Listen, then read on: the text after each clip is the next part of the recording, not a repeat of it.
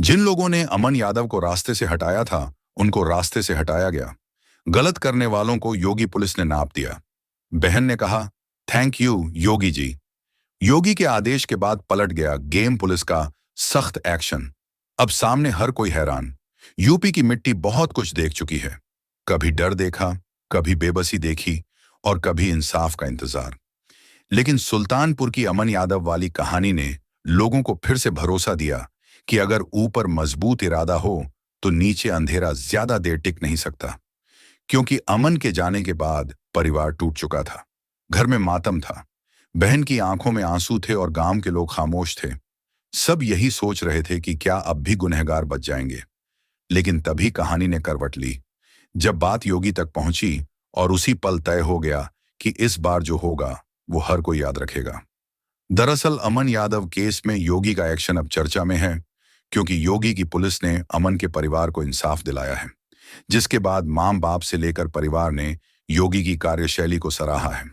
खबर है कि जैसे ही अमन यादव केस की फाइल ऊपर पहुंची, बिना देर किए सबसे काबिल अफसर को फोन गया और साफ शब्दों में कहा गया कि समय पर एक्शन चाहिए, वरना नतीजे तय होंगे। यही एक कॉल ने पूरे सिस्टम को हिला डाला। नीचे बैठे अफसर जानते हैं कि यह निर्देश नहीं, एक चेतावनी है। बता दें, सुल्तानपुर के चांदा थाना क्षेत्र में सूचना मिली थी कि अमन यादव कांड से जुड़े बदमाश बाइक से भागने की तैयारी में हैं। घेराबंदी हुई और बदमाशों ने गोलियां चलानी शुरू कर दी। लेकिन इस बार सामने वही पुलिस थी जो ऊपर से मिले आदेश के साथ मैदान में उतरी। जवाबी फायरिंग में पवन यादव के पैर में गोली लगी और वह वहीं गिर पड़ा।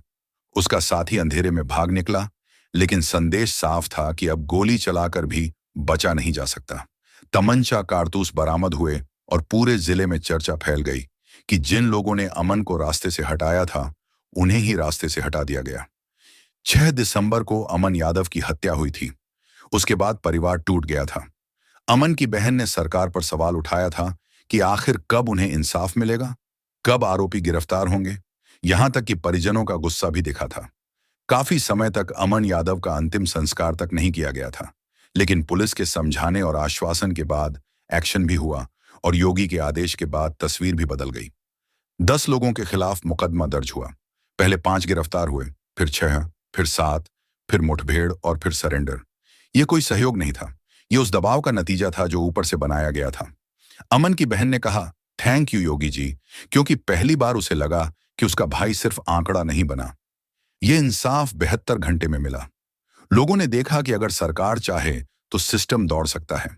जब पुलिस का शिकंजा कसता गया तो अपराधियों के भी हाथ पांव कांपने लगे।